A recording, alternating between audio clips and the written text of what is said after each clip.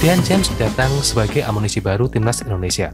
Lapisan bek kiri timnas Indonesia makin sesak serta hal ini berdampak langsung pada Pratama Arhan dan Zain Petinama.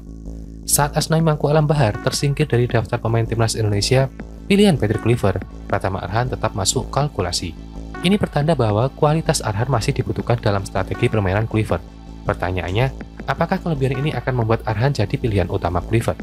Jika mengacu pertandingan melawan Jepang dan Arab Saudi, Arhan jadi senjata rahasia. Saat kebuntuan melanda, lemparan ke dalam Arhan yang menukik dan tajam dijadikan senjata.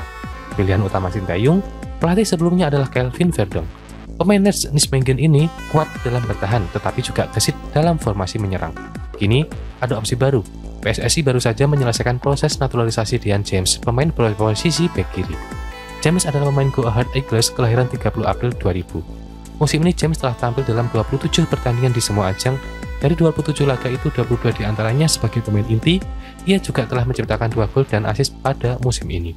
Yang menarik, 1 gol James tercipta ke gawang Nijmegen pada Minggu. Hanya saja Verdong tak tampil dalam duel ini karena harus menjalani hukuman akumulasi kartu kuning. Karena itu pula, posisi Verdong di kiri pertahanan timnas Indonesia bisa direbut James. Memang tidak ada jaminan, tetapi peluang Kluivert lebih percaya pada James relatif besar. Situasi ini tentu saja akan membuat posisi Arhan dan Zain Petinama makin tersudut. Sudah jarang main sejak kedatangan Verdong, kini datang lagi pesaing berat lainnya. Satu-satunya cara Arhan dan Zain agar bisa menjadi pemain pilihan adalah dengan memperlihatkan kualitas saat latihan. Bukan hanya kualitas teknis, tapi juga fisik dan mental. Melawan Australia di kandang jelas butuh modal besar. Australia boleh saja diterpa badai cedera, tapi kalau ditendang dari Indonesia rasanya tak diharapkan. Tentu ini aja di realitas yang penting. Persaingan ketat di sisi bek kiri ini tentu membuat para relawan itu juga diropsikannya. Ada juga Nathan Moraon yang merupakan salah satu bukti. Pemain Swansea City ini juga pertama kali datang bermain sebagai bek kiri, namun karena ketatnya persaingan, pemuda 23 tahun ini dominan dimainkan sebagai gelandang bertahan. Bagusnya Nathan bisa menjalankan reposisi tersebut dengan baik, karena itu pada era kepelatihan Sintayong, Nathan sering main sebagai gelandang kendati bikin pilihan utama. Hal semua juga mungkin dirasakan Pratama Arhan dan juga Zain Petinama.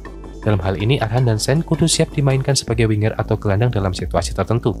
Sebagai pemain, Arhan dan Zain niscaya siap saja menjalani arahan tersebut. Namun psikologi dan kematangan teknis keduanya untuk reposisi tersebut belum tentu siap.